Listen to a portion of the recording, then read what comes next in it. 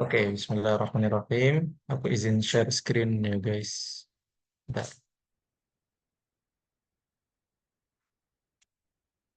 Oke, share screenku udah kelihatan. Udah bilang, Oke, oke. Jadi di sini aku akan menjelaskan, kita diskusi bareng ya, menjelaskan tentang sistem syaraf, tapi nggak semua. Jadi ada beberapa yang dibahas di sini, terutama tentang ini. Yang pertama nanti itu kita akan membahas tentang eh, chemical sense. Jadi anggapannya indera dari manusia yang mendapatkan impuls dari bahan kimia. Jadi kayak gitu. Terus yang kedua, nanti kita akan membahas tentang ini, tentang refleks. Jadi refleks itu biasanya dikaitkan dengan medula spinalis. Jadi memang nanti pembahasan kedua kita tentang itu. Jadi medula spinalis dan refleksnya. Terus yang ketiga, kita akan membahas sistem motorik secara umum, terus dan juga sistem keseimbangan. Aku sebenarnya eh, belum dapat ya maksud dari pembagian dari Gaitan ini. Jadi Gaitan ini membagi beberapa bab unit. Jadi unit itu ada kayak unit saraf, unit kardiovaskular gitu ya. Kalau kalian membuka Gaitan. Dan setiap unit ini itu ada chapternya. Nah, setiap chapter itu menjelaskan pembagian-pembagian berdasarkan klasifikasi mereka. Ada beberapa pembagian yang aku ngerti kenapa dibagi seperti ini. Contohnya, yang sekarang kalian lihat ini, chemical sense, ini aku ngerti kenapa kok dibagi menjadi seperti ini.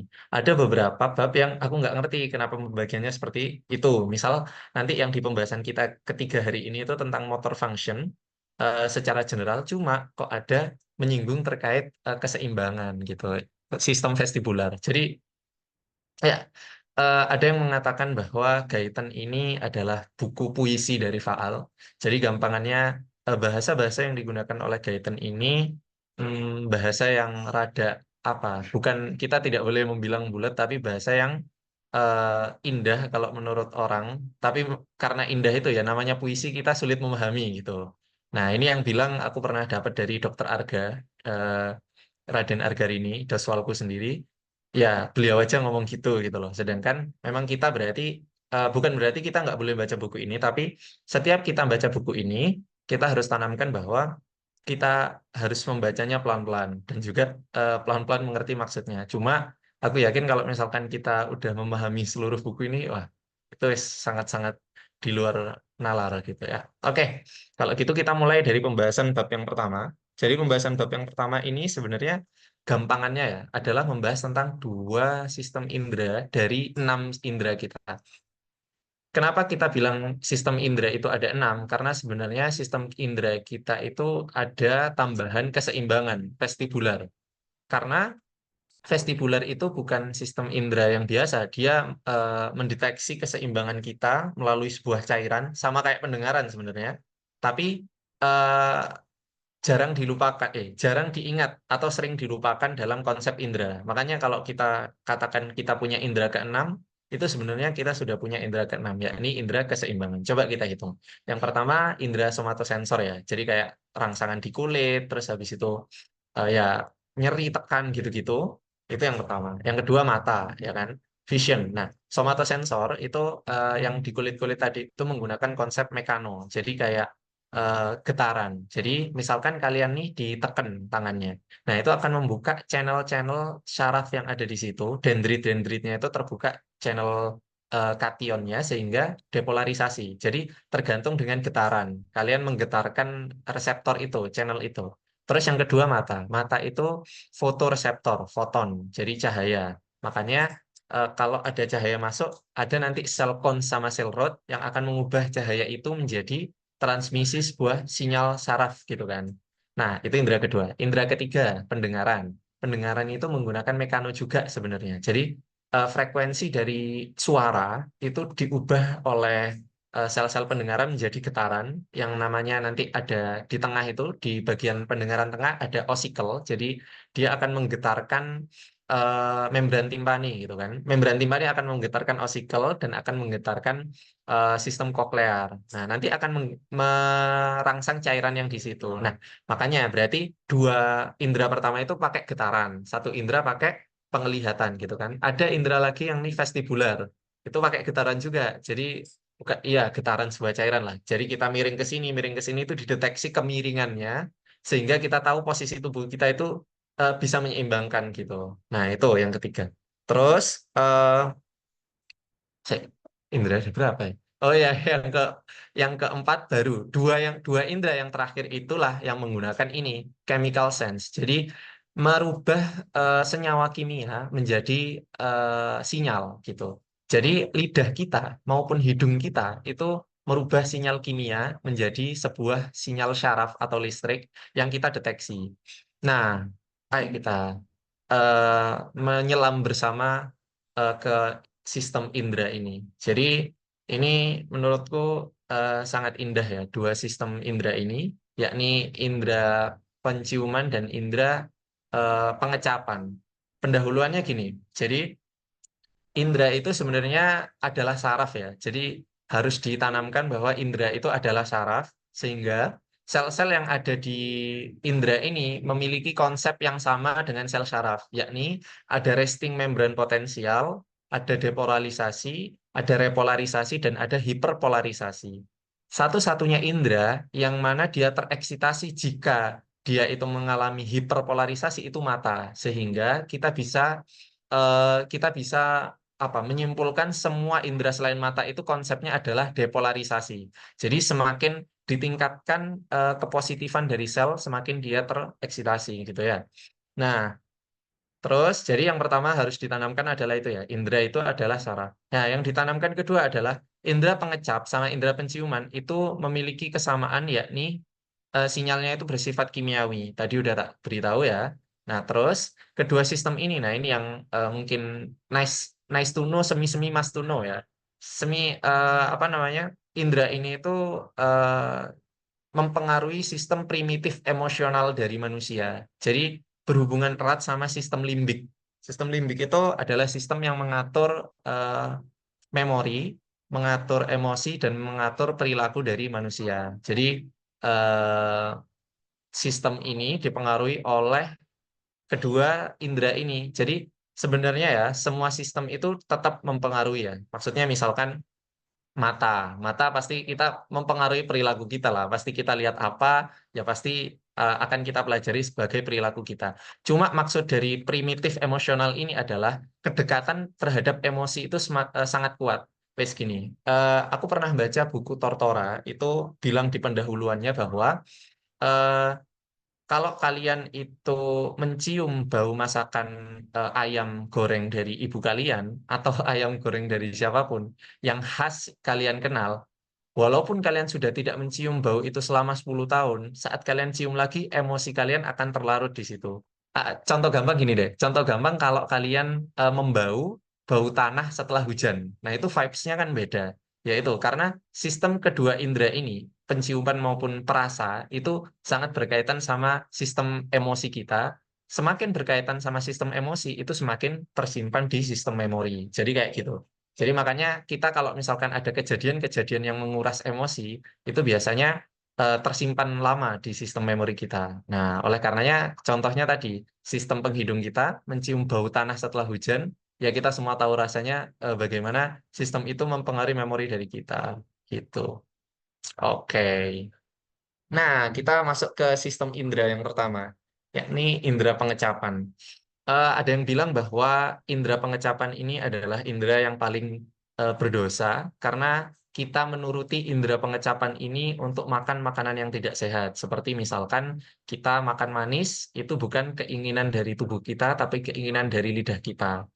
Sebenarnya dari konsep yang aku terima di Gaiten ini, justru sistem lidah atau pengecap inilah yang melindungi kita dari makanan-makanan bahaya yang masuk.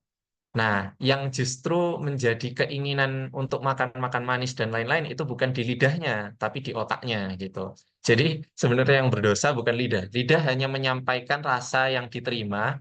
Nah, yang memproses itu otak tetapan. Jadi jangan menyalahkan lidah untuk konsep misalkan kalian gagal diet misalkan. Nah, kalian salahkan lidah kalian karena lidah kalian pengen yang manis-manis. Sebenarnya yang memproses adalah otak gitu.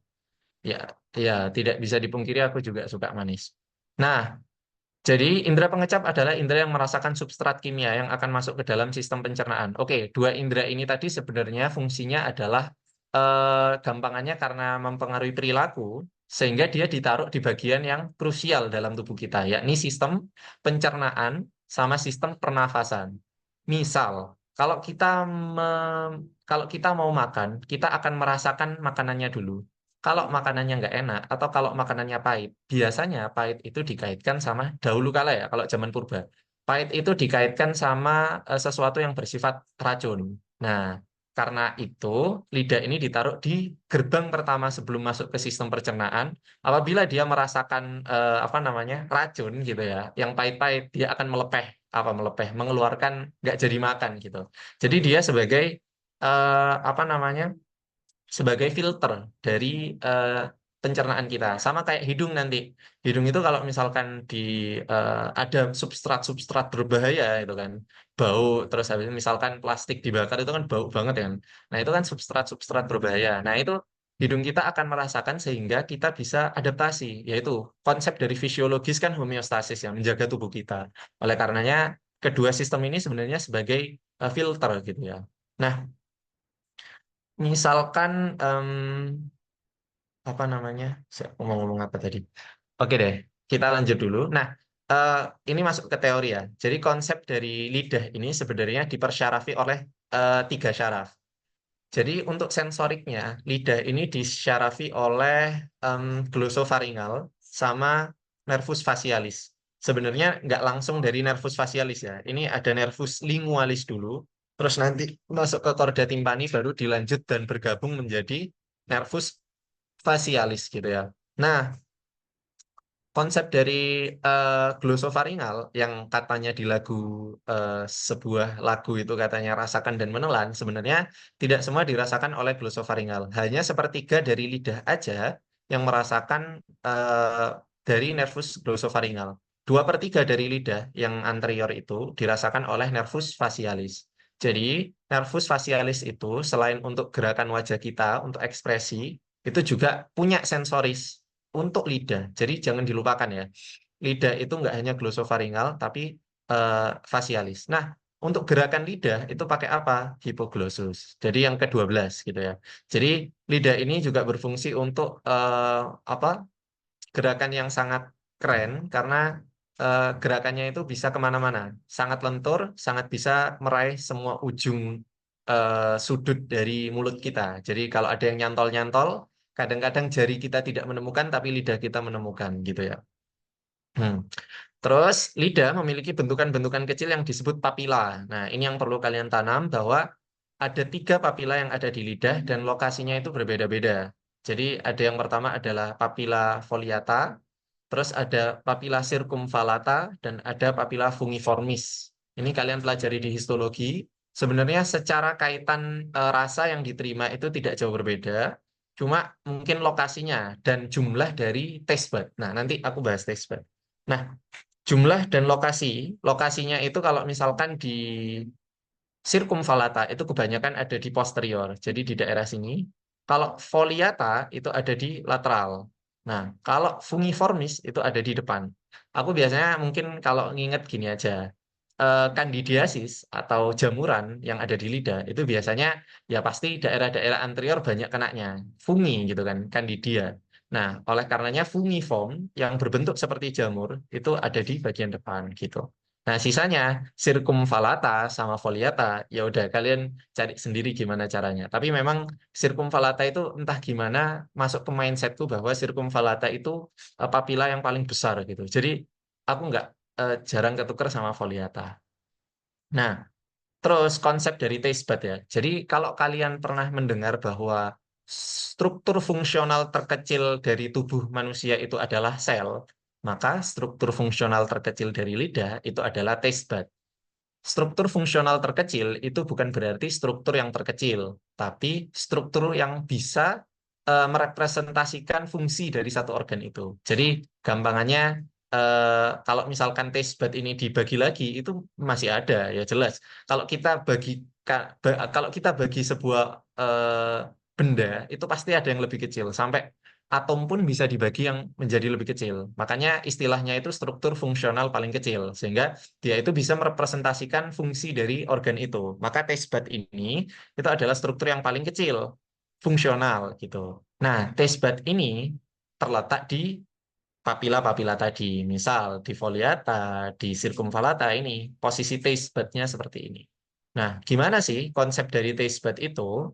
Konsep dari taste bud itu sebenarnya adalah eh, kumpulan dari sel-sel. Nah, ini baru ada yang namanya reseptor. Jadi, eh, ada istilah reseptor itu digunakan untuk istilah terkecil dari sebuah sistem syaraf yang menerima sinyal dari berbagai stimulus. Nah, reseptor itu tergantung dari sistem sensorisnya. Kalau misalkan di lidah, nama reseptornya adalah T-cell. Kalau misalkan di hidung, nama nanti reseptornya adalah olfactory cell. Kalau misalkan di apa namanya kulit banyak ada corpus pacini gitu kan, corpus callum Merkel. Nah, itu reseptor semua. Nah, reseptor yang ada di lidah itu namanya T-cell. Nah, ada namanya sel-sel lain. Jadi ini bentukan besar taste bud ya.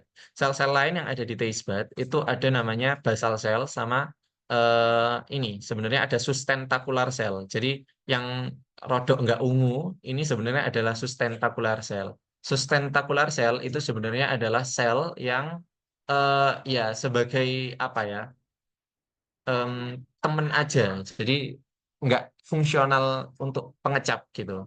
Nah, yang memiliki fungsional pengecap ini memang yang namanya T cell. Nah, T cell ini eh, oh ya, terus habis itu di lidah itu setiap fungiform, setiap sirkumvalata tadi itu kan gini ya, sirkumvalata itu anggaplah bentukan kotak gitu. Nah, di bentukan kotak itu ada lubang-lubang kecil, namanya T-spore. Nah, T-spore itu kalau ada bentukan gondolan besar yang namanya T-bud. Jadi T-bud itu seperti itu. Nah, di ujung dari T-cell ini ada mikrofili. Nah, mikrofili ini yang akan menerima rangsangan kimiawi tadi dan meneruskan ke syaraf sensorisnya ini. Nah, kita tahu tadi syaraf sensoris dari lidah bergantung dengan posisinya gitu ya. Nah, nah ini ya, sel sustentakular sama sel T cell. Ini dibolak-balik karena ini tak bahasa Indonesia kan. Oke, terus satu taste bud, nah ini, satu taste bud itu memiliki seratusan T cell. Jadi ini tak bahasa Indonesia kan lagi, aslinya itu ya sekitar 100 sel gitu. Sekitar 100 sel sel T cell gitu ya. Satu T cell memiliki, nah gini, ini ada konsep penting yang juga kalian perlu pahami bahwa ternyata tidak semua sel-sel syaraf itu tidak bisa regenerasi. Jadi, misalkan sel-sel syaraf yang ada di lidah ini, reseptornya, yakni T cell, itu bisa regenerasi bahkan memang dia secara fisiologis umurnya itu lebih pendek daripada umur dari eritrosit. Nah, aku nggak tahu secara fungsional itu kenapa, karena memang aku belum baca secara fungsionalnya kenapa, tapi informasi yang tak dapat adalah T-cell itu memiliki umur dalam jangkauan 2 hari sampai 3 minggu. Mungkin ya, kalau dari hipotesisku, T-cell ini kan sangat berkaitan erat dengan dunia luar gitu kan.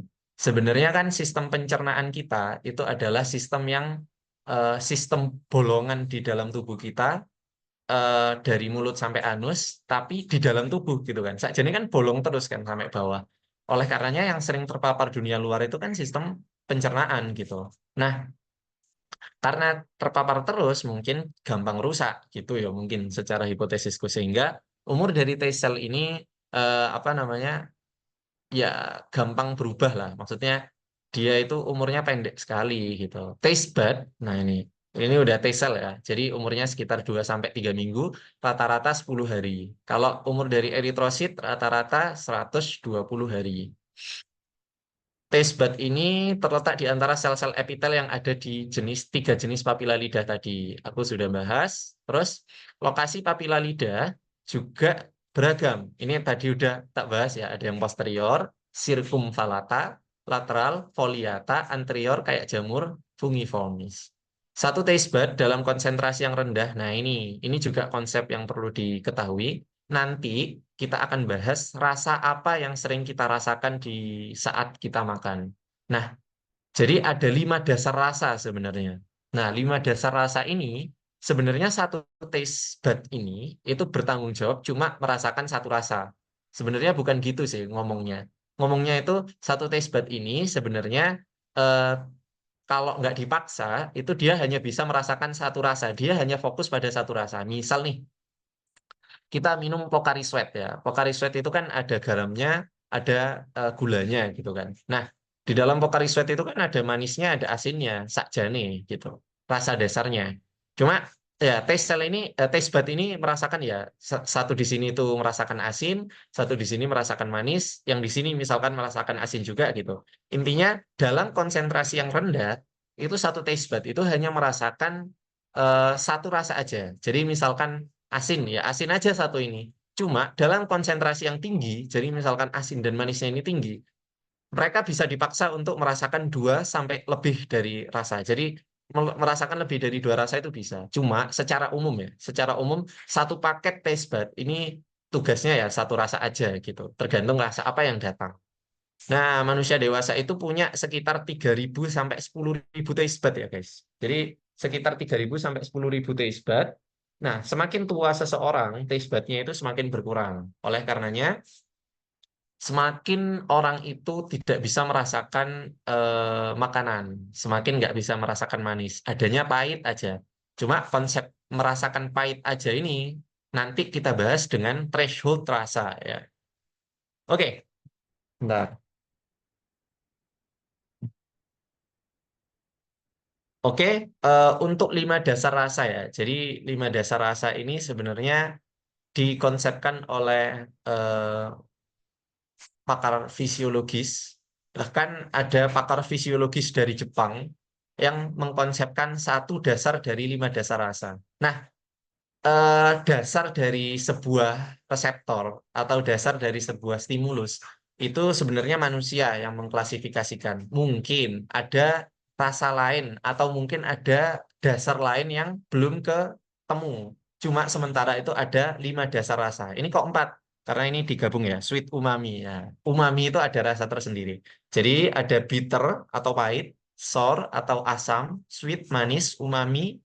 Umami itu secara arti dari bahasa Jepang, jadi ini yang ditemukan oleh peneliti Jepang, itu aslinya delicious. Jadi itu adalah rasa yang saat kamu memakan daging-dagingan, keju, gitu-gitu, yang ada protein tingginya itu rasa delicious itu umami. Terus salty, jadi asin. Nah, konsep dasar dari lidah itu 5. Nah, sama kayak mata, itu sebenarnya aslinya dapat merasakan 3 warna utama aja. Merah, biru, kuning. Nah, selain warna 3 dasar ini, atau selain 5 dasar rasa ini, itu aslinya adalah gabungan. Jadi, entah misalnya rasanya maca gitu ya. Mas rasanya maca itu kan ada rasa tersendiri kan sebenarnya. Cuma, ya itu, rasa maca itu berarti gabungan dari beberapa rasa dari 5 rasa ini. Yang menghasilkan satu gabungan yakni rasa maca. Misal warna hijau itu ya gabungan dari biru dan kuning gitu kan. Ya wes intinya seperti itu. Nah, ini ya. Jadi adalah campuran dari rasa-rasa yang ada. Jadi rasa yang ada. Nah, umami. Jadi umami. Rasa asin dan asam. Nah, ini nanti kita pembagiannya adalah bagaimana rasa ini menstimulasi dari channel dari reseptor ini. Jadi rasa asin dan asam itu dipengaruhi oleh, nah ini kan kita kembali ke konsep dari hidung dan eh, lidah ya. Hidung dan lidah ini kan konsepnya adalah reseptor yang menerima impuls kimia. Nah, impuls kimia ini itu ada yang impuls kimianya itu cuma satu atom aja, jadi kayak natrium aja atau hidrogen aja atau potasium aja misalkan. Ada yang dia itu harus gabungan organik kimia organik, jadi organic chemistry eh, dan dia itu merangsang menggunakan second messenger. Kalau bingung itu gini. asin dan asam itu dipengaruhi oleh satu atom aja. Jadi misal nih, rasa asin itu kan garam kan. Nah, garam itu kan ada gabungan antara basa dan asam. Sakjane kan gitu. Nah, gabungan dari asam dan basa. Nah, garam-garam ini sebenarnya adalah gabungan dari atom kation sama atom anion. Nah, atom-atom ini itu mempengaruhi dari depolarisasi dari sel-sel yang ada di taste cell tadi. Jadi misal nih, jadi kalau misalkan kalian pengen merasakan asin, itu cukup dengan stimulasi natrium yang ada di garam dapur, NaCl. Jadi cukup natrium aja yang masuk ke sel dan terjadi depolarisasi. Kalau kalian merasakan kecut, itu sebenarnya adalah hidrogen. Jadi kecut atau asam itu sebenarnya adalah derajat keasaman dari suatu makanan gitu. Jadi kalau kalian ingin menstimulasi taste cell dengan suatu rangsangan asin atau asam, cukup dengan satu atom ini aja, natrium aja, hidrogen aja gitu. Sedangkan kalau manis, pahit, dan umami itu cukup kompleks gitu. Jadi misalkan ada rantai-rantai panjang yang akan menstimulasi dari reseptor dan dia nggak bisa masuk ke sel. Kalau natrium sama hidrogen ini kan bisa masuk ke sel, langsung menstimulasi sel itu supaya menjadi positif. Cuma kalau ini pahit sama umami sama manis, dia itu menggunakan second messenger. Soalnya misal nih, kayak contohnya adalah apa ya, nikotin, nikotin dari rokok tuh. Itu kan pahit sebenarnya. Aku nggak pernah merasakan, cuma ada tulisannya di guidance ya. Nah, itu dia menstimulasi reseptor yang ada di luar dan ada second messenger-nya. Jadi dia nggak masuk gitu. Konsepnya kayak gitu ya. Wes, daripada dibahas lebih panjang lagi terus bingung, kita lanjut. Jadi inilah 5 dasar konsep rasa. Kecut atau asam itu dirasakan oleh distimulasi karena adanya derajat keasaman. Jadi semakin asam suatu substrat itu semakin asam atau kecut gitu. Ya kayak gitu. Jadi semakin kecut sebuah jeruk, mungkin hidrogennya lebih banyak gitu ya.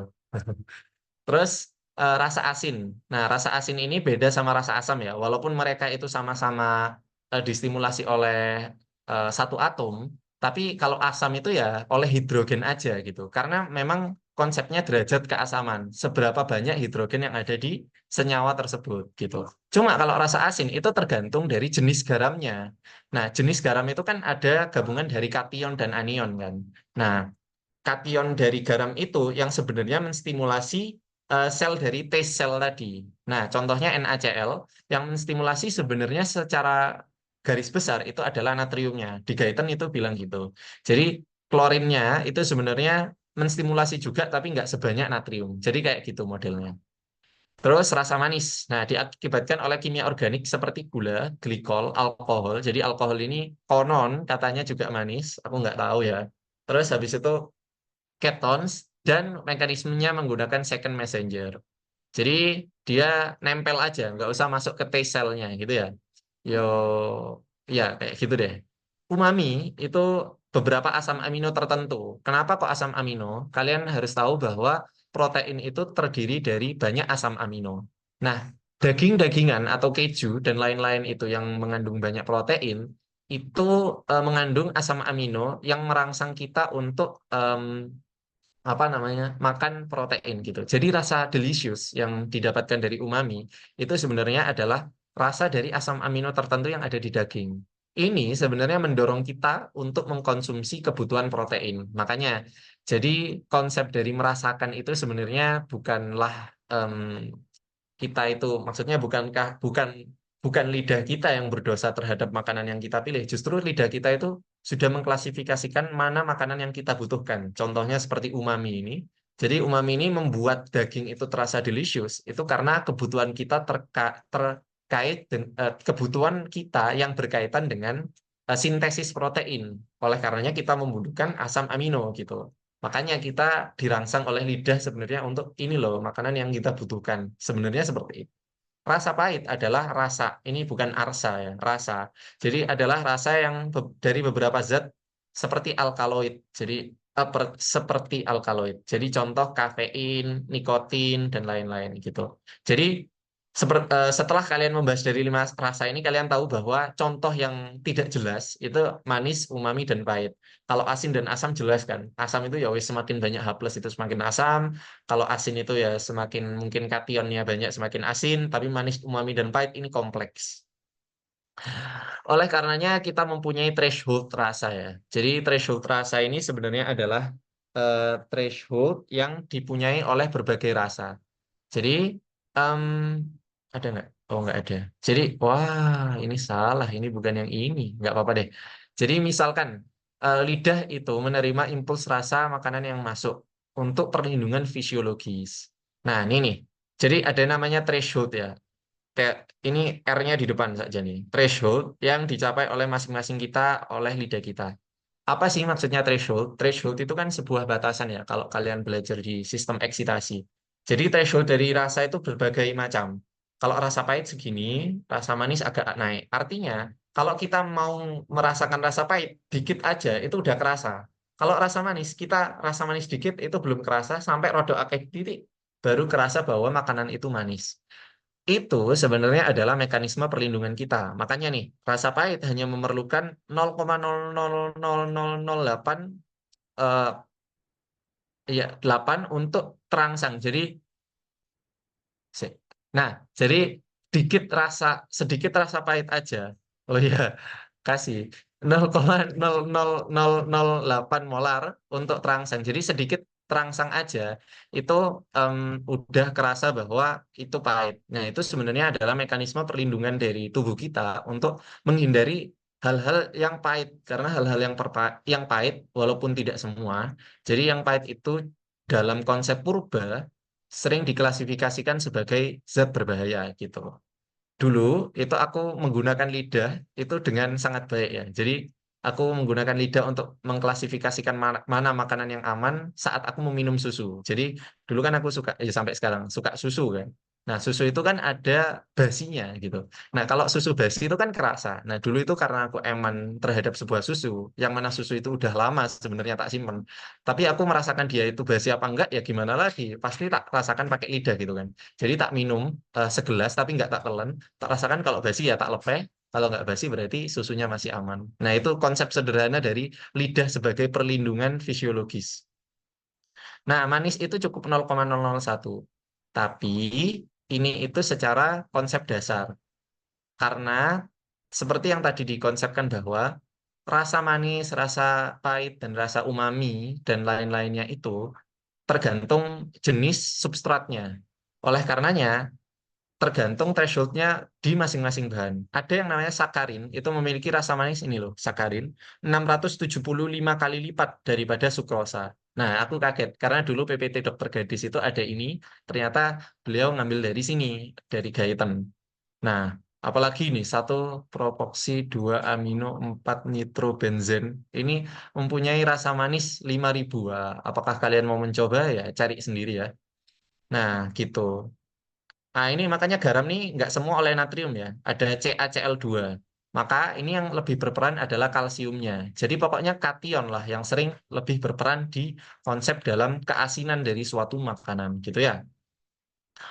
Oh begitu guys. Oh iya, oke. Terus ya cukup di sini. Apalagi ya? Ya, nikotin itu pahit. Jadi nikotin itu pahit. Terus kokain. Nah, kalau bagi kalian yang belum pernah merasakan morfin dan kokain ya, jangan merasakan karena ternyata tidak sepahit itu gitu. Kalian mending minum kafein ini, minum kafein. Nah, rasakan berapa pahit, seberapa pahitnya itu.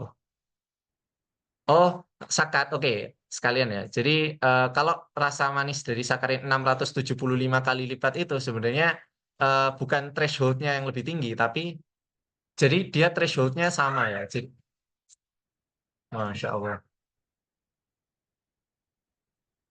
Oke, iklan. Jadi em, sakarin itu maksudnya 675 kali lipat lebih manis. Itu artinya threshold manisnya itu sama. Cuma rasa dari sebenarnya thresholdnya itu sama ya. Manisnya itu sama-sama.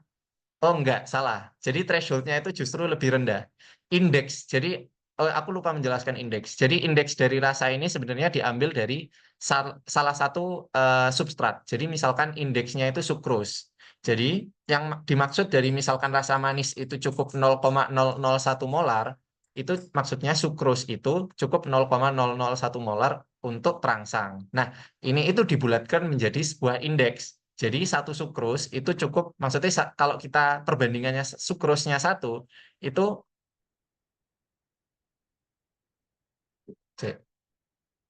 oh iya juga ya. Oke, aku bingung sih. Nanti kita bahas ya. Terima kasih pertanyaannya. Oke, lanjut. Nah, terus ada yang namanya threshold rasa, dan ini sebenarnya ada sebenarnya ini nggak mau bahas threshold rasa ya. Ini mau bahas ini saja nih. Nah, oh, ini gimana sih? Oke, jadi ada beberapa ini ya, fokus di line terakhir. Ada beberapa rasa yang tidak semua orang bisa rasakan, seperti PTC. Jadi phenyl thiocarbamate. Jadi phenyl thiocarbamate ini adalah salah satu substrat pahit sebenarnya. Cuma tidak semua orang bisa merasakan pahitnya PTC ini. Itu genetik sebenarnya. Jadi ada alelnya. Nah, orang ini ya, orang yang merasakan bahwa PTC itu pahit, itu secara epidemiologi itu less likely to smoke karena dia merasakan pahit di dalam rokok. Karena dia merasakan pahit di dalam rokok, maka em, dia nggak suka ngerokok gitu. Jadi sebenarnya eh, apa apa yang bisa kita terima dari konsep ini sebenarnya adalah banyak rasa-rasa yang kita masih belum tahu dan eh, 5 dasar rasa tadilah yang mendasari rasa gitu deh. Bulat. Nah, terus ada adaptasi rasa ya. Jadi karena konsep dari indera tadi sebenarnya adalah rasa, maka konsep indera tadi adalah syaraf, maka syaraf itu juga memiliki adaptasi. Nah, adaptasi dari syaraf itu sebenarnya adalah ada phasic adaptation, ada tonic adaptation. Oleh karenanya, phasic adaptation itu sebenarnya adalah adaptasi yang cepat. Seperti misalkan kalian pakai baju ya. Ini aku tahu istilahnya dari Deva. Misal kalian pakai baju. Nah, pakai baju kalian saat pertama kali pakai baju itu pasti kerasa kalau ada sesuatu yang menempel di kulit kalian. Semakin lama, semakin kalian sudah pakai baju, misalkan berangkat ke sekolah, berangkat ke kampus, kalian di tengah-tengah pasti tidak terasa kalau kalian sedang memakai baju gitu. Nah, itu konsep adaptasi cepat. Karena ya wes, jadi kita kerasa kalau ada sesuatu itu pas awal aja, tapi setelahnya itu ya nggak seberapa kerasa until kita merasakan lagi. Jadi like kita sadar yo wes aku pakai baju sekarang gitu. Cuma kalau lagi nggak ngerasa ya itu nggak kerasa. Beda sama tonic receptor yang slowly adapting. Misalkan rasa nyeri ya. Jadi rasa nyeri itu nggak hanya pas kita dipukul pertama, tapi rasa nyerinya itu setelah em, beberapa menit kita habis dipukul ya tetap nyeri gitu kan. Itu tonic receptor. Jadi adaptationnya itu slow. Nah, rasa ternyata pengecap itu memiliki tonic fasik ya. Jadi dia itu eh, cepat adaptasinya. Makanya saat kita merasakan rasa manis atau rasa apapun itu sebenarnya yang menjadi puncak dari rasa itu pas awal kita masuk ke menyentuh lidah. Manis, gitu kan. Tapi setelah sudah berada di dalam mulut kita beberapa sepersekian detik itu of a second, jadi langsung lower lagi. Jadi langsung oh ya wes nggak semanis saat pertama kali masuk tadi gitu kan. Nggak semanis saat pertama kali menyentuh tadi. Nah, indera pengecap adaptasi seperti saraf lainnya, adaptasi bersifat cepat atau fasik sehingga satu waktu rasa makanan memuncak dan beberapa waktu kemudian beradaptasi sehingga tidak terlalu memuncak gitu. Terus reseptor rasa ya. Jadi rasa reseptor ini saja nih. Reseptor rasa itu sebenarnya tergantung dari reseptor rasa. Oh ya, oke. Reseptor rasa itu tergantung dari tadi sudah kita bahas ya. Jadi untuk asam dan asin itu langsung menggunakan satu atom untuk merasakan depolarisasi, sedangkan yang 3 rasa lainnya menggunakan second messenger IP3 sama kalsium untuk merasakan depolarisasi gitu. Oh, gantengnya Rek King. Oke, terus habis itu rasa-rasa ini itu memiliki nama reseptor tertentu. Jadi rasa pahit itu T2R. Nah ini kenapa tidak tak tulis kepanjangannya? Karena belum tak cari pertama, sama nggak disebutin di guidance, cuma ngomong T2R gitu toh. Terus rasa manis dan umami itu T1R1 dengan koreseptor T1R3. Ya wes, kita bahas pokoknya yang perlu kalian ingat konsep dasarnya, yang second messenger itu siapa, yang langsung itu siapa. Ya, ini perlu kalian ingat juga. Apalagi rasa asin ini sudah lumayan terkenal, baik di Costanzo maupun Gaetan disebut sama ya, enak. Jadi, epithelial sodium channel. Nah, ini nggak tahu kenapa di Costanzo itu menggunakan enak juga untuk rasa asam, tapi untuk di Gaetan bilangnya kalau rasa asam itu ada reseptornya sendiri.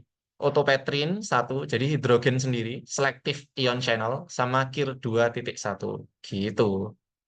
Nah, sekarang transmisi rasa. Jadi transmisi rasa itu, nah ini tadi ada beberapa rasa yang belum disebutkan, yakni rasa yang ada di ini ya, faring gitu. Ya karena mungkin, eh, se- tapi ini dibahas di sini, masuk ke dalam gustatory area juga. Cuma memang rasa yang dari 5 rasa dasar tadi itu sering dibahasnya adalah di sini, lidah. Jadi glosofaringal sama facialis.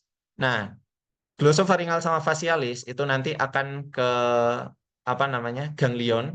Jadi ganglion geniculate ini terus habis itu ke brainstem. Nah, brainstemnya itu ada nucleus tractus solitarius namanya. Jadi pertama first ordernya dari sini, terus second order mengirim ke talamus. Nah, rata-rata sensoris sebenarnya semua sensoris ya. Semua sensoris itu pergi ke talamus dulu, kecuali sensoris yang ada di salah satu sistem olfaktori nantinya. Nah, langsung pergi ke talamus, lalu dan semua sensoris pasti berakhir ke korteks karena sistemnya afren ya. Jadi naik. Korteks itu sebagai fungsi luhur kita. Jadi sadar bahwa kita sedang merasakan sesuatu. Nah, jadi yang perlu diingat first ordernya dari sini tergantung syarafnya apa. Jadi di taste cell tadi itu nyambung ke syaraf. Jadi taste cell itu sebagai reseptornya nyambung ke syaraf tadi yang kuning. Nah, terus habis itu ke second ordernya yang ada di nucleus tractus solitarius. Jadi reseptor tadi yang ada di taste cell itu first ordernya itu ada di ganglion ini, terus second ordernya ada di nucleus tractus solitarius. Nanti third ordernya ada di thalamus dan berakhir pada cortex untuk em, apa konsepnya gitu ya. Nah, ini ya, rasa dengan saraf afrennya membawa sinyal ke nervus facialis, eh, glosofaringal, vagus. Sebenarnya ada vagus juga, tapi merasakan di faring ya. Nah, terus ke nucleus tractus solitarius. Banyak nukleus yang ada di otak itu. Cuma eh, setidaknya kita hafal bahwa lidah kita yang merasakan setiap harinya ini ke nucleus tractus solitarius. Nucleus tractus solitarius, second order neuron ke thalamus, terus third order neuron ke cortex. Nah, jadi ada istilah dari adaptation taste tadi ya. Jadi taste adaptation tadi itu sebenarnya juga dipengaruhi oleh otak kita. Jadi saat kita merasakan manis, pahit, asin, kenapa kadang-kadang rasa pahit itu masih ada walaupun sebenarnya tadi kan aku bilang bahwa dia fasik kan. Itu bisa dua konsep. Jadi ini ada yang tanya juga. Jadi bisa karena fasik adaptation, kenapa kok nggak bisa karena jadi fasik adaptation kan segera hilang kan rasanya. Sebenarnya bukan rasa yang segera hilang, tapi tidak terlalu memuncak. Jadi misalkan kita makan kue manis, nah pertama kali itu manis gitu kan. Nanti langsung dia akan adaptasi menjadi tidak terlalu manis. Kadang-kadang ada beberapa rasa yang nyantol, kok aku habis makan sayur kok pahitnya sampai sekarang ya gitu. Itu ada dua konsep. Jadi ada yang memang mungkin makanannya masih tersangkut di situ, ada sistem ini. Jadi sistem taste preference dari CNS yang mana habis kita makan terngiang-ngiang di otak kita, jadi seakan-akan kita masih merasakan itu gitu. Itu sebenarnya sama seperti konsep cephalic phase dari gastrointestinal. Jadi saat kita melihat sebuah ayam goreng, mungkin kita secara tidak kerasa merasakan ayam goreng di lidah kita padahal ayamnya belum masuk ke lidah kita. Itu taste preference dari central nervous system kita ya. Jadi anggapan aja. Ada hewan, nah ini ya. Jadi aku tekankan sekali lagi sebelum menutup. Oh iya benar, sebelum menutup transmisi rasa ini, ada hewan dengan penelitian adrenalektomis. Jadi diambil adrenalnya, ada yang diambil apa paratiroidnya. Ini mereka taste preference-nya. Jadi mereka itu lebih suka merasanya itu sesuai dengan kebutuhan mereka. adrenal ini berarti dia kekurangan natrium gitu kan. Dia kekurangan natrium sehingga dia itu lebih suka jadi hewan-hewan ini itu lebih suka makan atau minum air yang eh, kandungan garamnya tinggi gitu. Jadi memang taste preference mereka itu berubah sejak mereka membutuhkan suatu substrat gitu. Jadi jangan-jangan misalkan kita ya anggaplah saat kita puasa deh, kebutuhan akan substrat makanan kita kan tinggi kan. Sehingga taste preference dari lidah kita ini sudah siap menerima makanan apapun gitu saja nih. Jadi hewan-hewan yang kekurangan garam ini, lidahnya itu berubah menjadi suka garam. Gampangannya kayak gitu. Nah, hewan-hewan yang kekurangan kalsium ini, paratiroid, ya, ya wis. Pokok konsepnya secara kebutuhan lidah itu taste preference-nya berbeda. Itu dia yang bisa disampaikan di konsep lidah ya. Nah, tadi itu ada eh, yang membahas tentang threshold ini ya. Jadi threshold ini sebenarnya adalah indeks. Jadi kalau misalkan kita itu sakarin, jadi kalau dokter gadis itu menyebut sakarin itu 675 kali lebih manis daripada sukrosa. Laktosa 0,3 lebih tidak manis daripada sukrosa. Makanya mungkin kita merasa bahwa susu itu ya tidak semanis gula pada umumnya. Cuma bagaimana konsepnya ini apabila kita hubungkan dengan threshold? Sebenarnya threshold ini kan gini, misalkan rasa manis ini 0,001, kita bulatkan ke 1 gitu kan indeksnya. Nah, kalau misalkan oh iya bener. Berarti kalau misalkan sakarin itu berarti 0,675 thresholdnya. Jadi kayak lebih tinggi lagi untuk merasakan sakarin itu manis. Tapi secara arti dari eh, dokter gadis, sakarin itu memiliki rasa manis 675 kali lipat lebih dari sukrosa. Gimana ya caranya? Eh, ini tidak ada contoh asam yang lebih bagus tah. Kok langsung HCl? Atau garam. Garam itu nggak tahu sih aku nggak pernah makan garam lainnya. Ya wis lah, coba buah ya. Buah, glukos, glukos biasa, gula biasa sama buah. Eh nggak tahu. Ini em, ya aku nggak tahu ini ya guys. Nanti cari sendiri. Apa konsep dari indeks ini? Tapi yang aku tahu dari terjemahan dokter gadis mengatakan bahwa jadi semakin tinggi sebuah indeks itu semakin rasanya semakin kuat daripada indeks yang lebih rendah gitu. Oke, kasih mohon maaf. Kita lanjut ke indera penghidung. Sama seperti indera pengecap, indera penghidung ini adalah seleksi alam sebelum kita nafas. Ya saja nih, walaupun kita sudah menghirup, kalau rasanya bau ya udah kadung masuk ke pernafasan. Cuma maksudnya berarti kita tidak bernafas di daerah itu lagi kalau memang dia bau misalkan. Jadi indera penghidung itu indera yang merasakan zat kimiawi, yang mana zat kimiawinya itu diterima oleh sel reseptor yang bernama olfactory cell. Kalau tadi di lidah namanya taste cell, kalau di hidung namanya olfactory cell. Olfactory cell ini ada mempunyai yang namanya silia dan silia ini berisi ribuan channel. Jadi ada channel-channel yang ada di silia ini terbuka kalau misalkan ada substrat-substrat yang merangsang dia. Hmm. Substrat-substrat ini akan mengirimkan sinyal ke mana? Ke glomerulus. Jadi glomerulus ini sebenarnya bukan sebuah sel ya. Jadi gampangannya olfaktori ini dia punya dendritnya di sini. Ingat ya konsep dendrit sama akson. Dia punya dendrit di sini. Dendrit itu yang sebagai penerima. Akson itu yang mengirimkan. Dan dia mengirimkan akson ke mitral sel. Jadi glomerulus ini sebenarnya adalah kumpulan dari akson-akson yang ada di olfactory cell yang berkumpul dengan dendrit-dendrit mitral dan dia membentuk sebuah serabut-serabut. Makanya glomerulus. Tapi saja ini namanya mitral cell. Nah, setelah itu dilanjut ke olfactory tract dan nanti akan ke yaitu apa namanya olfactory nervus pertama. Indra yang merasakan zat kimia lewat hidung sebelum masuk ke dalam sistem respirasi masih sangat kurang difahami. Nah, kurang difahami ini dalam banyak hal ya. Yang pertama terkait sistemnya terhadap otak dan jalurnya. Yang kedua terkait sistem dasar dari rasa. Kalau tadi kan mata sudah dipahami bahwa ada 3 dasar warna yang menstimulasi mata. Ada 5 dasar rasa yang menstimulasi lidah. Cuma kalau hidung ini katanya ada 7 dasar. Cuma karena masih kurang sangat difahami karena pada manusia, sistem penghidung ini evolusinya lumayan buruk ya daripada sistem indera lainnya. Makanya kita kalah sama anjing yang bisa mencium bau dari jauh gitu kan. Padahal kita nyium sana aja nggak bisa gitu. Makanya poorly evolved katanya. Sel ini reseptor pada indera memiliki bentuk bipolar. Jadi selnya bipolar. Jadi yang keluar dari selnya itu dua cabang gitu ya. Dendritnya satu, aksonnya satu. Ada 100 juta sel olfaktori yang dimiliki manusia dan memiliki silia untuk sensoris.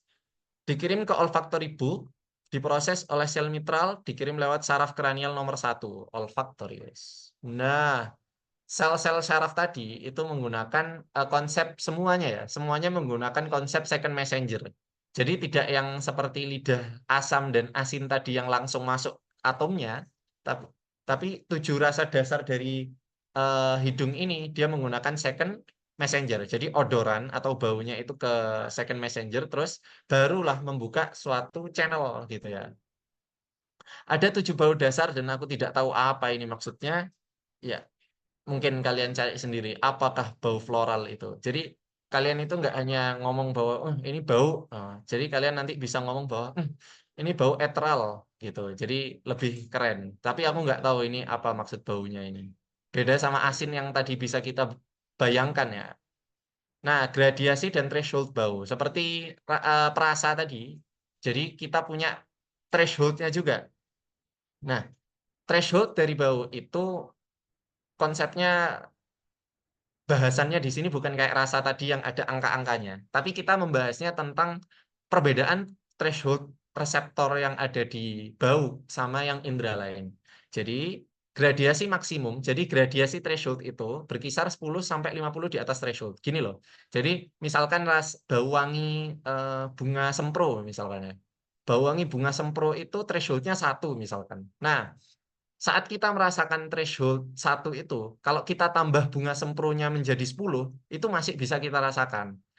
Nah, semakin kita menambah bunga sempro sampai 48 sampai 50, itu semakin wangi gitu.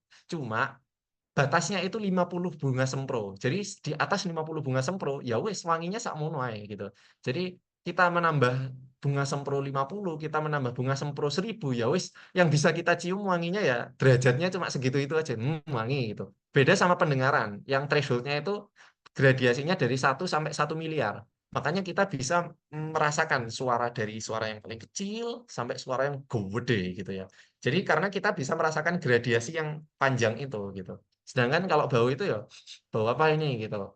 Oh semakin bau, semakin bau, semakin bau. Terus ya udah ada batasnya gitu ya.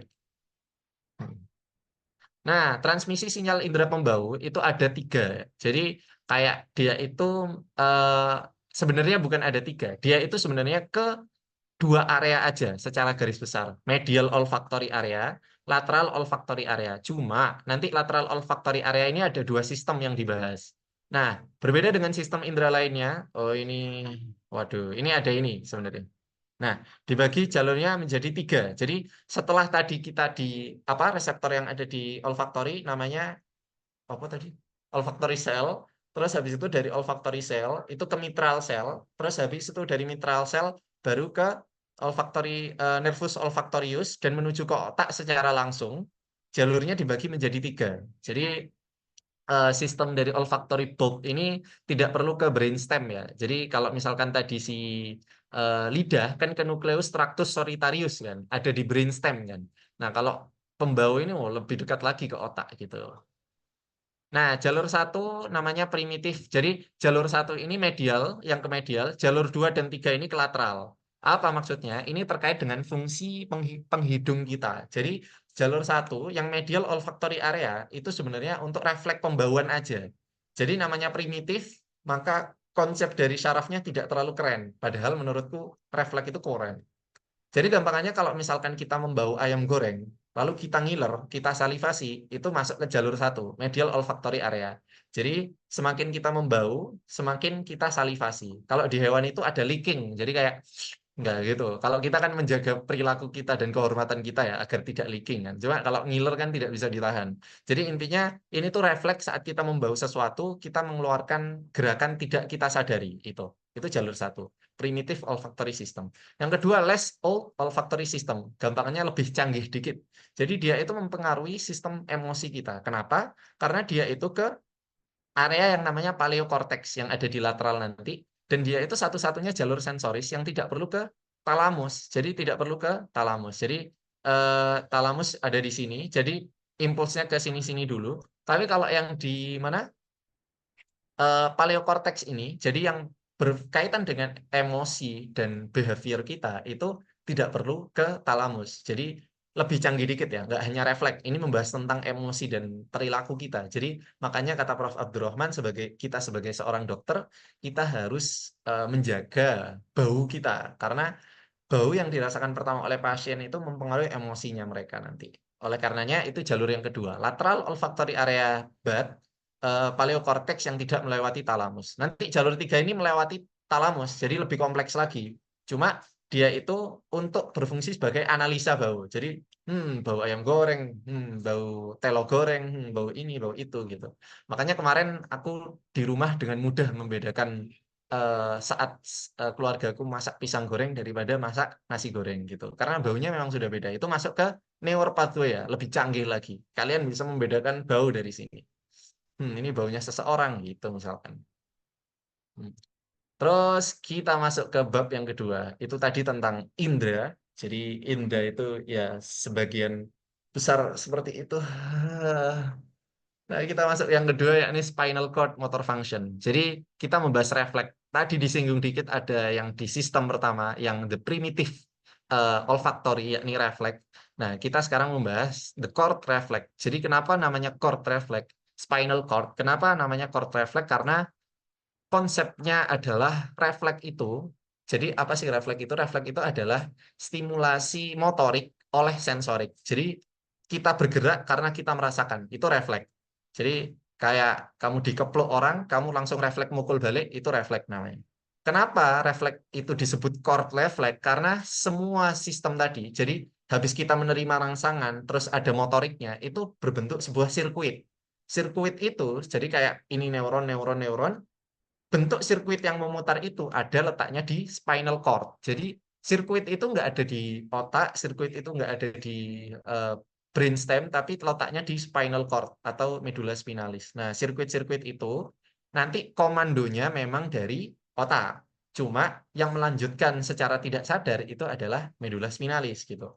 Oleh karenanya, ayo kita bahas yang namanya spinal cord motor function, the cord reflex. Jadi nggak ada the brain reflex, the cord reflex. Jadi refleks itu ada di medula spinalis bentuknya seperti sirkuit-sirkuit ini, jadi kayak jalur balapan. Wah, sirkuit-sirkuit ini sebenarnya mengatur gerak kita secara tidak sadar, cuma bisa kita sadari. Misal, nih ya kita baca ini aja. Aku wis ngetik soalnya. Sistem motorik manusia juga dipengaruhi oleh sistem sensoris. Sistem sensoris diterima mulai dari medula spinalis. Nah, jadi sensorisnya sebenarnya diterima mulai medula spinalis, brainstem sampai ke korteks. Jadi nggak hanya dari medula spinalis ke medula spinalis, tapi sensorisnya dapat input dari ketiga ini. Nah, cuma sirkuitnya itu jadi memiliki fungsi. Jadi sistem motorik memang diatur oleh sistem otak yang memiliki fungsi yang lebih tinggi. Kamu mau mukul orang atau nggak mukul orang itu memang pada akhirnya tergantung sama otak kamu gitu kan. Kamu memutuskan untuk mukul apa enggak gitu. Cuma saat kamu sudah memutuskan untuk mukul, nah pukulan-pukulan gerakan-gerakan spesifik dari pukulanmu itu kalau kamu misalkan seorang petinju, maka sirkuitnya mengikuti gerakan pada biasanya yang kamu ikuti gitu. Otak hanya pengirim komando dan sisanya ada medula spinalis. Misal dalam melakukan gerak jalan, stimulasi pertama yang dilakukan oleh otak. Jadi kita memutuskan untuk berjalan gitu. Sisanya the rest itu dikasihkan ke spinal cord. Jadi sirkuit jalannya itu ada di medula spinalis, yaitu. Jadi nanti pas kita jalan yo, kita misalkan lari atau jalan 10 kilometer, kita nggak setiap kali kita menggerakkan kaki kita berpikir, ayo kaki kanan maju, ayo kaki kiri maju, yuk gantian kanan kiri kanan kiri. Karena itu sudah refleks. Jadi udah terbentuk gitu. Nah, pembagiannya, jadi pembagian dari medula spinalis itu memiliki dua bagian, white matter sama gray matter. Gray matter adalah tempat dari jutaan badan sel saraf yang ada di selain otak. Selebihnya adalah kumpulan dari akson dan dendrit gitu. Jadi gray matter ini yang ada di medula spinalis itu isinya soma-soma yang selain ada di otak gitu. Nah, sensoris itu rata-rata ada di posterior atau dorsal root di sini. Kalau motoris itu ada di anterior gitu. Gimana ya cara ngingetnya? Kalian kalau naik motor itu kalian di depan apa di belakang? Di depan. Maka motorisnya itu ada di depan gitu ya. Cukup nggak jelas. Nah, terus yang perlu digarisbawahi di tengah-tengah ini seringnya, jadi bukan terkadang ya, seringnya itu ada interneuron. Jadi di tengah-tengah ini ada yang namanya interneuron. Nah, ada memang beberapa refleks yang disebabkan oleh langsung sensori ke motorik. Cuma secara garis besar itu lewat interneuron, jadi nggak langsung gitu ya. Gitu. Nah, tapi kalau kita merasakan sesuatu, pastinya ada sirkuitnya, cuma ada yang ke arah atas. Jadi tetap ada yang ke otak gitu. Makanya kalau kita dipukul, kita refleks mukul langsung gitu. Itu karena spinal cord kita. Cuma ada yang ke atas, oh kita kerasa pukulannya gitu. Ya wis lah. Nah, ada beberapa refleks yang sudah sering dibahas secara konsep ya. Jadi aku akan bahas beberapa refleks saja ini bau banyak. Tapi refleks yang sering dibahas adalah refleks ini, yakni eh, pembagian refleksnya itu yang sering dibahas itu ada dua. Jadi ada muscle spindle sama Golgi tendon organ. Karena kenapa kok sering dibahas? Karena konsepnya sulit dan nggak sederhana. Jadi sering dibahas gitu. Jadi biar nggak bingung, otot memiliki sabut otot. Jadi sabut otot itu muscle fiber gitu ya, tendon yang ada di ujung, Golgi tendon organ.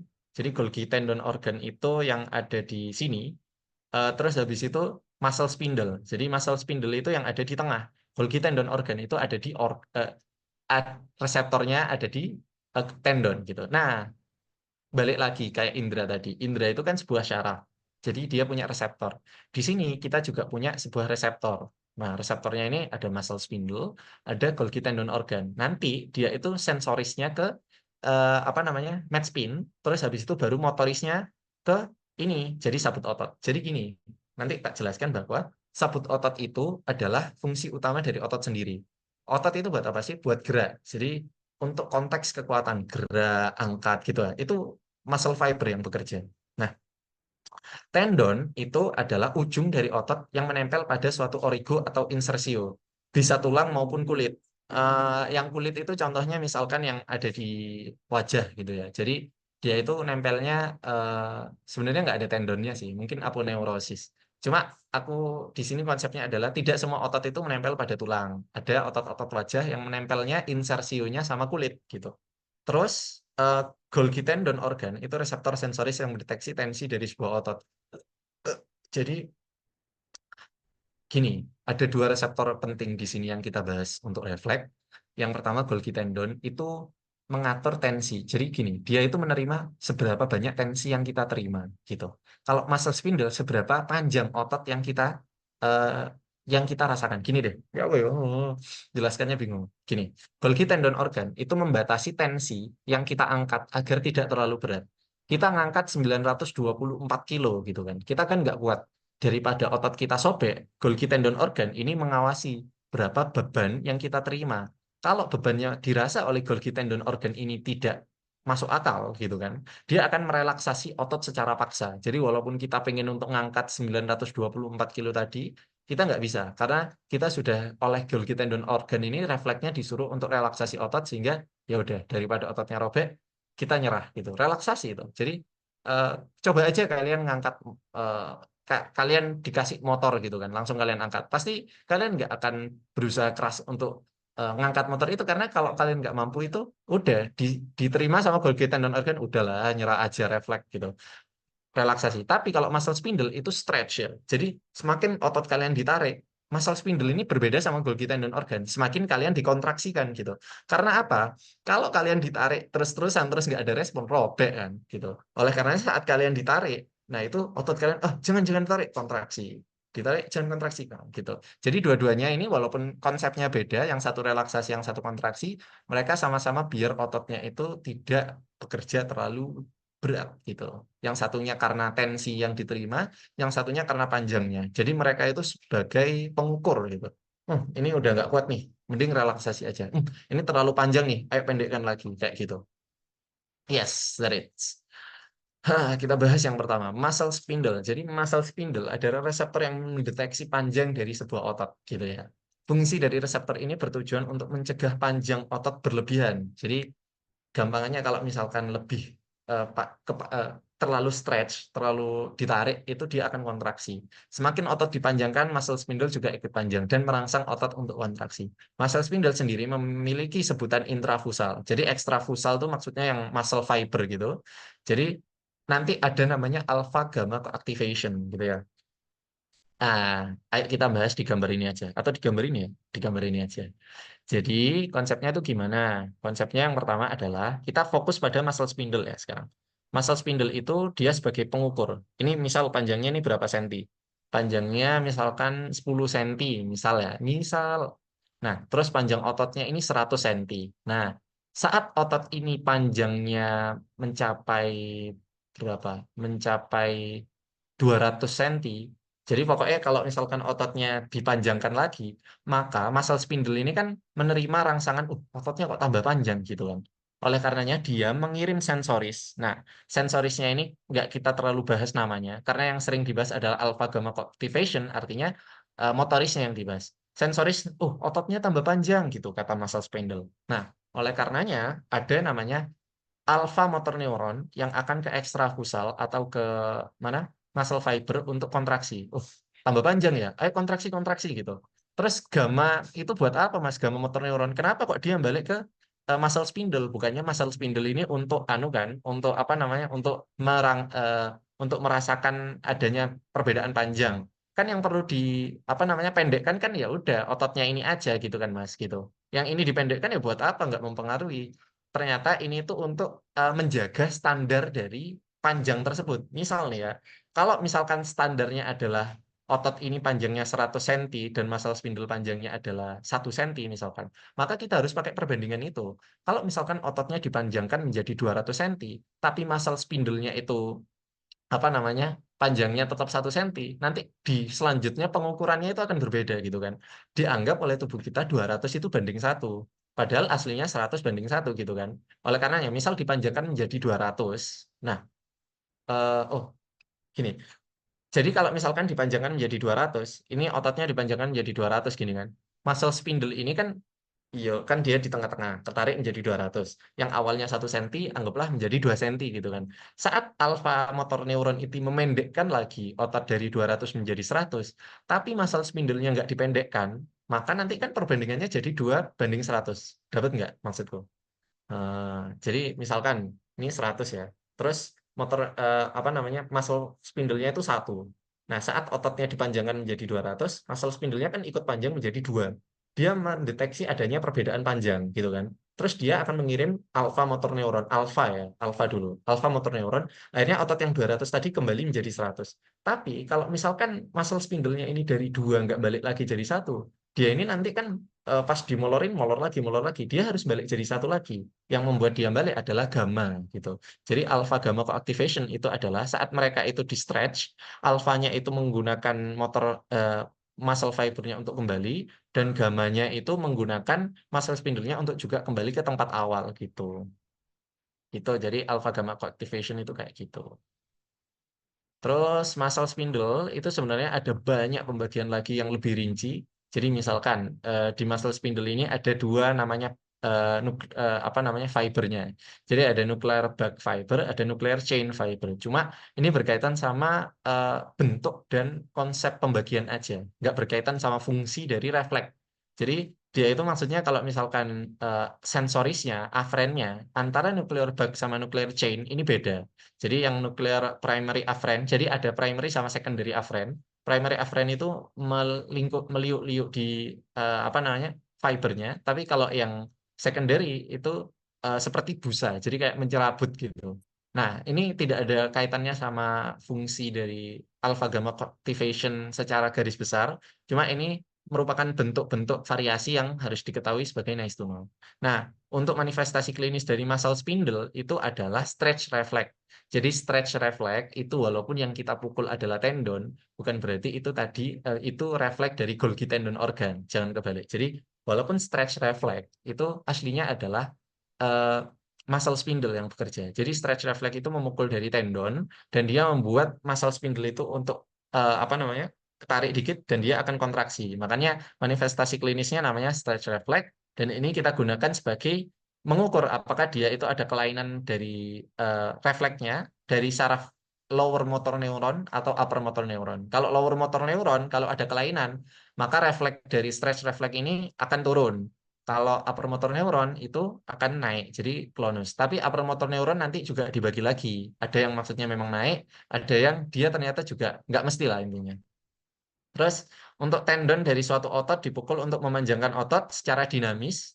Setelah itu otot merespon perubahan panjang dengan kontraksi. Nah, dia itu monosinaptik ya. Jadi dia itu monosinaptik yang digunakan untuk mengetahui kerusakan syaraf, stretch reflex ini. Nah, sekarang Golgi tendon organ. Golgi tendon organ ini sebenarnya adalah tension. Jadi dia mengukur tension. Apakah tensionnya ini perlu untuk jadi kalau kalian ngangkat barang, kalau selama Golgi tendon organ merasa kalian itu pantas untuk mengangkat barang yang seberat itu, dia itu nggak akan merelaksasi otot kalian. Sampai fase di mana otot kalian itu kalau nggak direlaksasi akan robek. Nah, itu Golgi tendon organ akan mengirimkan impulsnya dan dia akan menginhibit. Jadi dia nggak akan kayak yang tadi muscle spindle yang akan mengkontraksi, tapi dia akan menginhibit sehingga dia itu apa namanya? eh, Ya, intinya diinhibit sehingga dia itu pada akhirnya refleksnya adalah relaksasi. Sebenarnya mekanisme perlindungannya sama. Jadi untuk membuat otot itu agar tidak robek. Cuma yang Golgi tendon ini biar dia itu tidak robek, dia relaksasikan. Kalau yang tadi si siapa namanya? Si muscle spindle itu dikontraksikan biar tidak terlalu molor gitu. Mencegah adanya robekan otot yang berlebihan untuk refleks kontraksi otot apabila otot sudah mengalami perubahan tensi seperti itu, guys. Terus, nah ini ada contoh dari refleks-refleks lain. Nah, yang perlu kalian ingat adalah satu-satunya refleks yang selama ini kita ketahui memiliki monosinaptik refleks itu adalah muscle spindle tadi, yang stretch reflex. Jadi dia tidak ada interneuron. Terus kalau misalkan Golgi tendon organ itu ada interneuron. Terus kalau misalkan refleks-refleks yang lain, tambah ada interneuronnya, tambah banyak gitu kan. Nah, ada yang namanya flexor reflex dan withdrawal reflex. Ini aslinya konsepnya sama. Artinya adalah gerakan dari otot-otot kita itu kan tergantung kan. Ada yang gerakannya itu fleksi, ada yang ekstensi, ada yang dia itu modelnya ya abduksi-aduksi. Refleks-refleks tersebut itu sebenarnya tergantung dengan gerakannya. Apa maksud dari flexor reflex dan withdrawal reflex ini sebenarnya adalah konsep withdrawal reflex itu kalau kita merasakan sakit, painful stimulus, itu kita akan bergerak. Konsep dasarnya gini. Jadi rasa sakit yang diterima oleh sistem sensoris. Prinsipnya itu sebenarnya gerakan otot secara cepat. Jadi menggunakan prinsip fleksi atau ekstensi atau gerakan yang lain. Pokoknya gimana caranya kita menghindar dari dari stimulus itu dengan cepat. Nah, kalau pengen menghindar dengan cepat, sebagai contoh kalau misalkan di otot bicep sama tricep ini aku megang panas ini, panas strap gini, oh panas gitu, gak kelihatan wajahku tambahan.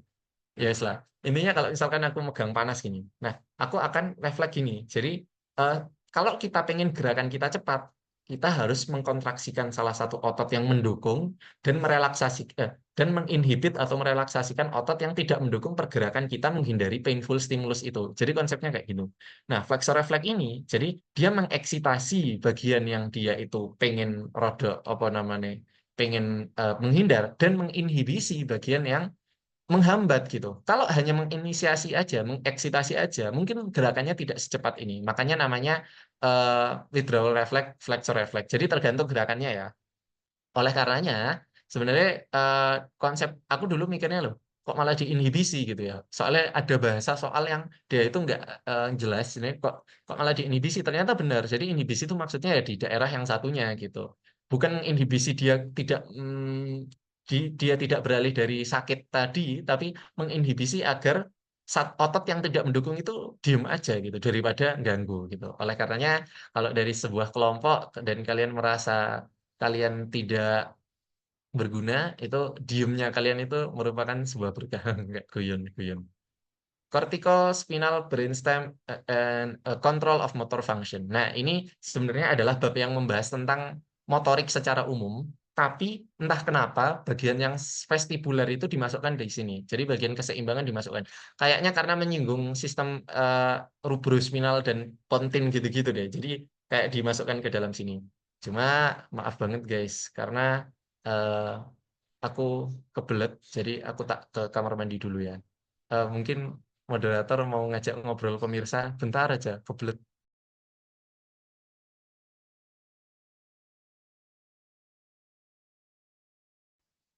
Siapa ya? Oke, makasih. Didit, waktuku tinggal berapa ya? 16.58. Batasnya sampai ada sharing Sampai sessionnya. ya sampai 17.30 Bil. Oh iya, oke. Oh iya, oke, oke. Oke, oke. Tapi kayaknya nggak sampai situ deh. Nah, oke, makasih. Bismillahirrahmanirrahim. Kita lanjut. Eh, Cortical and brainstem control of motor function. Jadi ini membahas tentang motor function secara umum yang diatur oleh cortex dan brainstem. Cuma ada nanti secuil konsep tentang vestibular yang dimasukkan ke sini. Yang pertama tentang pendahuluannya. Jadi sistem otak itu dibagi menjadi gray matter sama kayak Mattspin tadi sama white matter atau medula. Jadi kayak cortex dan medula. Terus berada di bagian dalam. Terus ada yang brainstem dan cerebellum. Nah, ada pembagian juga yang membagi tentang upper motor neuron sama lower motor neuron. Ada yang membagi tiga, ada yang membagi tentang higher, lower, sama medulla spinalis gitu-gitu. Terus intinya adalah korteks itu memiliki fungsi luhur. Jadi beda sama medula sama brainstem dan cerebellum. Misalkan kayak kalau di tengah-tengah yang white matter kan ada talamus, ada hipotalamus. Itu berfungsi untuk mengatur sistem atau regulasi tubuh fisiologi yang tidak kita sadari. Gampangannya kayak gitu. Nah, sama kayak cerebellum sama brainstem itu mengatur sesuatu yang tidak kita sadari. Awal kali yang kita sadari atau akhir kali yang kita sadari, awal kali itu artinya motorik, akhir kali itu sensorik maksudnya. Yang kita sadari itu adalah yang ada di korteks. Jadi motor dan sensorik itu yang secara fungsi luhur kita sadari itu ada di korteks. Nah, motoris dan sensoris. Sistem motoris dibagi menjadi primary motor cortex. Jadi yang primary itu yang di depannya, yang presentralis ya, yang belakang itu yang sensoris. Nah, Sylvian itu ya. Terus depannya lagi itu ada yang supplementary area, terus ada lagi yang membentuk apa namanya? Premotor. Jadi ada yang namanya primary, suplemen sama premotor. Nah, konsepnya adalah terlalu cepat ke sini. Oke, jadi konsepnya adalah primary motor neuron atau primary motor cortex itu sebenarnya adalah yang menginisiasi pertama kali kalau kalian mau gerakan fine movement. Jadi kalau kalian pertama kali mau menggerakkan tangan atau semua bagian badan dari kalian, yang pertama kali memikirkan gerakan tersebut, yang pertama kali menginisiasi neuronnya untuk mengeluarkan listrik ke segala arah sampai medula spinalis dan saraf-saraf perifer kalian itu adalah korteks gitu. Nah, korteks yang primary motor cortex. Cuma yang supplementary area sama premotor area itu kayak perencanaan dan juga pengandaian dahulu sebelum diinisiasi sama primary motor cortex. Jadi persiapannya di supplementary sama premotor area. Nah, spesifik task gitu ya. Jadi kalau misalkan gerakannya top, jadi kayak misalkan gerakan gini gini gini nggak jelas, itu ya primary motor cortex. Cuma kalau kalian pengen memikirkan tentang bagaimana cara gerakan menendang bola yang melengkung gitu kan, kakinya kalian harus gimana. Nah, itu dipikirkan dulu di supplementary area sama premotor area. Gerakan kalian nih mau rencananya gimana? Nanti yang menggerakkan hasilnya, tukangnya itu primary motor cortex gitu.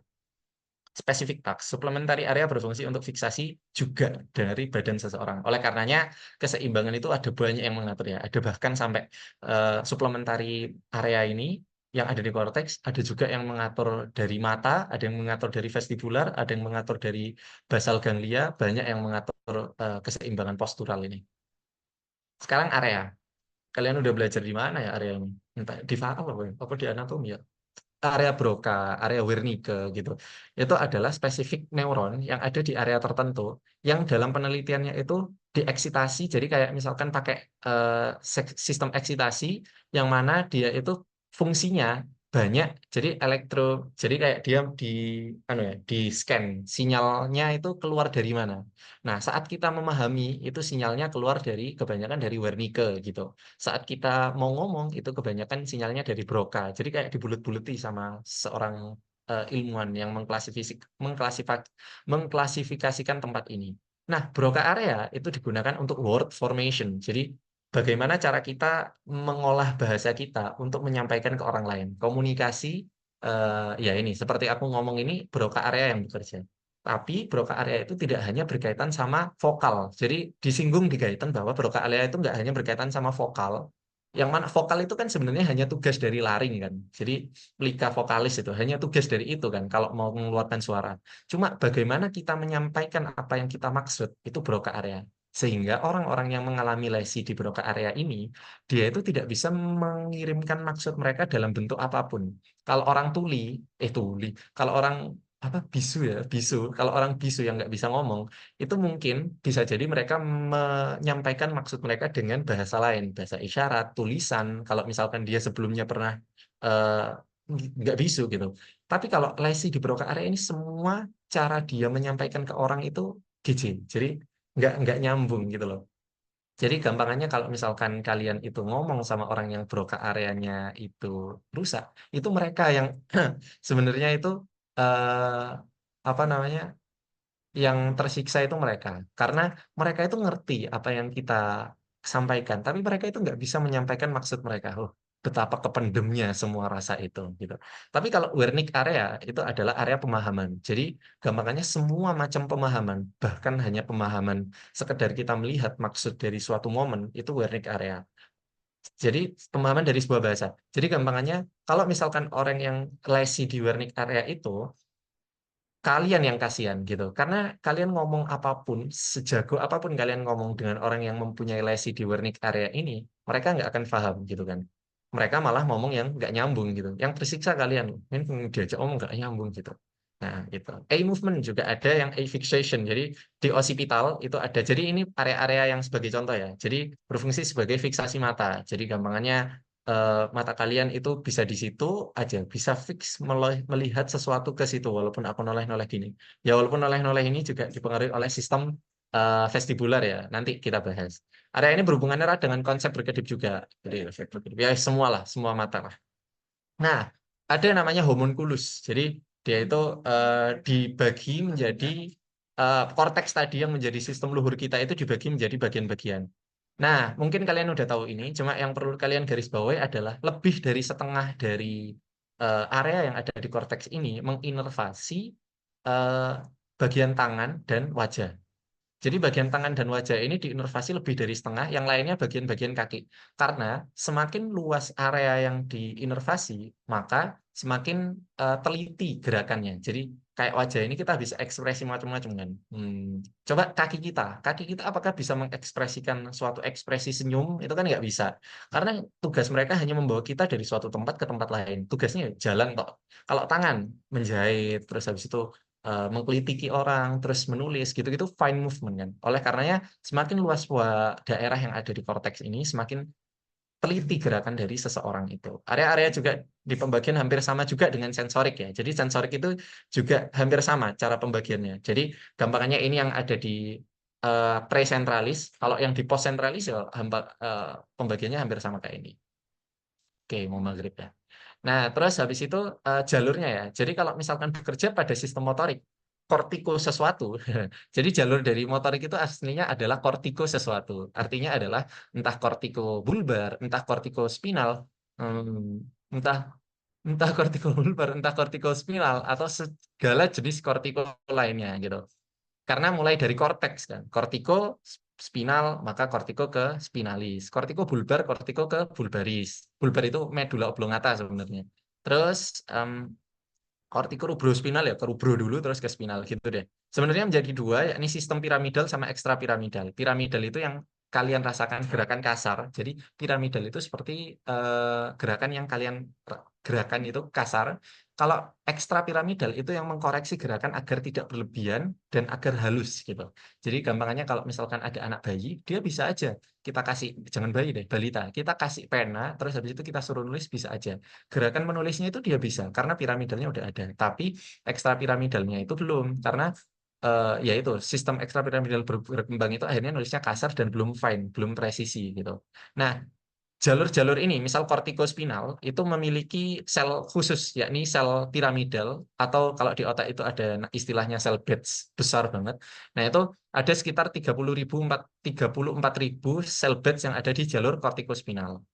Nah, kortikobulbar itu artinya korteks ke bulbaris. Jadi ke medula oblong apa brainstem. Ini konsepnya adalah syaraf kranialis ya. Jadi dari otak ke syaraf kranialis. Nah, ke syaraf-syaraf ini habis itu dia nanti akan menginervasi masing-masing 12, tapi nggak semua 12 syaraf kranialis itu di brainstem ya. Karena tadi ada syaraf kranialis yang pertama aja juga nggak di brainstem kan. Jadi nggak semua, tapi kortikobulbar itu dari korteks ke syaraf kranialis. Kalau kortikospinal itu dari korteks ke syaraf perifer, dibagi menjadi dua, yakni lateral dan anterior. Lateral itu paling banyak, 80-90%. Lateral itu menyilang di brainstem. Kalau yang anterior menyilang di eh, apa namanya medula spinalis. Cara ngafalkannya adalah kalau anterior, jadi kalau anterior kortikospinal itu gambarnya dia kan di depan.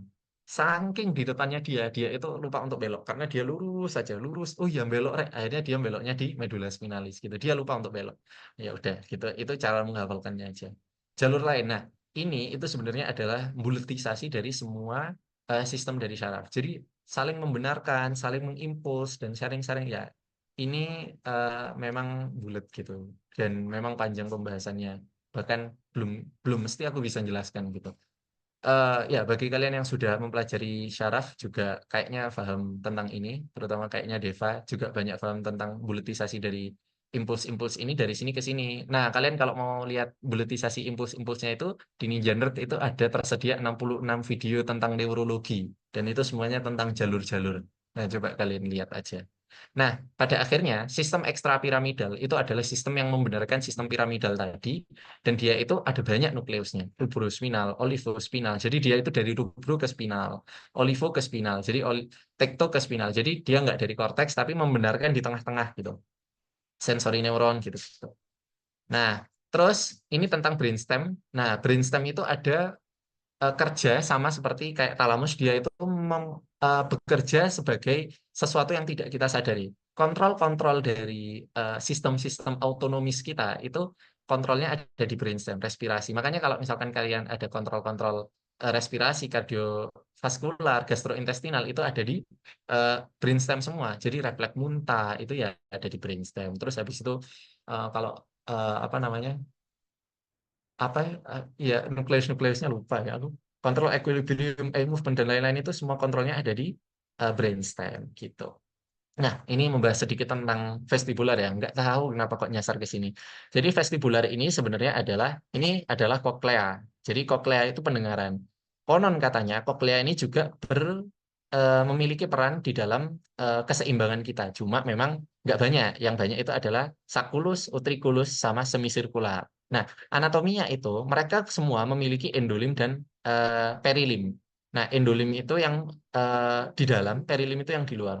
Nah, kalau misalkan kalian ingat semisirkular itu ada ductus semisirkularis, ada kanalis semisirkular. Yang luar kanalis itu yang perilim, ductus itu yang endolim, utriculus sacculus itu yang endolim, vestibulus itu yang perilim gitu. Nah, nanti di dalamnya itu ada reseptor yang namanya makula gitu. Nah, intinya adalah ada nama reseptor yang namanya hair cell. Nah, ini sama kayak misalkan di lidah tadi taste cell, kalau di hidung eh, olfactory cell. Terus kalau di ini baik di pendengaran maupun di mana keseimbangan itu namanya hair cell. Jadi yang perlu kalian ingat itu ada kinosilium sama stereosilium. Jadi kinosilium itu yang besar, kino itu yang besar, stereo itu yang kecil. Nah, setiap satu hair cell itu memiliki satu kinosilium dan rata-rata 100 stereosilium. Nah, dia itu akan mengikuti arus dari pergerakan endolim sama perilim tadi. Jadi sistem ini dibagi menjadi utriculus, sacculus, dan kanalis semisirkular. Ini keseimbangan ya. Nah, kanalisme sirkular itu sistem statis. Terus utriculus sama sulcus itu sistem yang apa namanya berkaitan sama pergerakan yang dinamis, yang satunya horizontal, yang satunya vertikal. Kalau misalkan kanalisme sirkular nih, itu misalkan berkaitan sama mata ya, sama mata yang melihat misalkan. Jadi misalkan aku melihat ke diriku sendiri yang ada di kamera ini. Walaupun aku noleh-noleh seperti ini, nah ini kanalisme sirkularisku itu berjalan untuk mengatur agar fokus mataku tetap ke situ stabilizer gitu. Jadi mereka menggunakan konsep yang namanya perilim sama endolim ini untuk menggerakkan stereosilia sama kinosilia ini yang nantinya akan membuka channel ion yang ada di sini. Dan ingat ya, selain mata itu kebanyakan sistem syaraf menggunakan konsep depolarisasi. Jadi dia akan masuk ionnya dan akan merasakan depolarisasi. Oke. Terus habis itu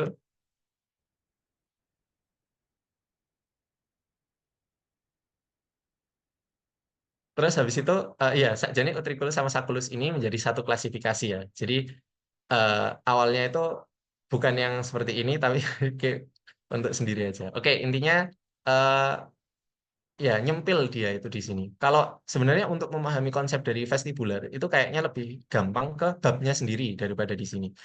Babnya sendiri itu kalau di Costanzo ada sendiri yang di bagian indera, kalau di Gaetan sebenarnya ada sendiri. Nah, kalau kalian pengen lihat di Ninja Note itu lebih jelas lagi, ada yang membahas video tentang utriculus sacculus sendiri, ada yang semisirkular sendiri. Loh, udah. Oh, ini aslinya terima kasih gitu. Udah, mungkin itu aja dari aku. Mungkin ada yang mau dibahas atau sharing session.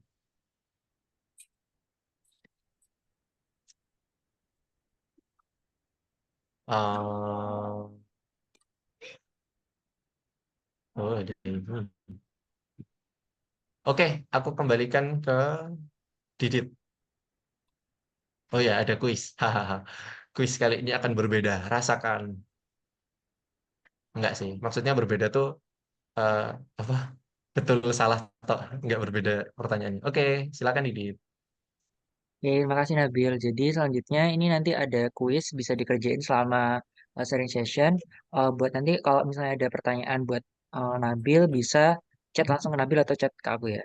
Ini sebenarnya aku juga udah nyiapin. Mungkin kalau misalnya ada pertanyaan yang kelewat dari list pertanyaanku bisa ditanyain juga.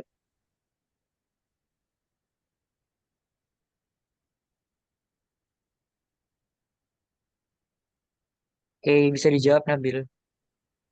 Oh, di chat ya. Oke, makasih. Hmm, Biokim lagi. Oke, jadi untuk kalian gambaran aku di Biokim tahun lalu, aku di Biokim UTB-nya dapat TBM, tapi yang di UAB BM. Jadi aku mengalami roller coaster di Biokim ini ya. Nah, untuk kira-kira dari 1 sampai 10 seberapa susah buat matkul ini? Menurutku daripada entah kenapa daripada nggak usah bandingkan Mas ya. Oke, nggak usah bandingkan dengan matkul lain. Menurutku susahnya 8. 8 menurutku susahnya. Tapi bukan yang berarti nggak bisa dianu. Karena pada akhirnya kayaknya kalau kalian nggak guyon terus saat pelajaran kayaknya bisa deh. Bukakan guyon. Terus kalau dari nilai tersebut enaknya persiapannya gimana? Apa yang harus disiapin? Oh ya, jadi kalau menurutku saat liburan ini kalian nyicil, jadi materi biokim itu sebenarnya sudah jelas pembagiannya. Materi UTB itu membahas tentang kayak metabolisme banget. Jadi mulai dari metabolisme glukosa, metabolisme lemak, metabolisme protein dan lain-lain, urea dan kawan-kawannya itu metabolisme itu dibahas sedetail itu di sebelum UTB. Nanti saat setelah UTB itu materinya beragam kayak ada faalnya lagi jadi kayak membran selnya itu dibahas lagi terus ada oksida apa namanya oksidatif ya itu ROS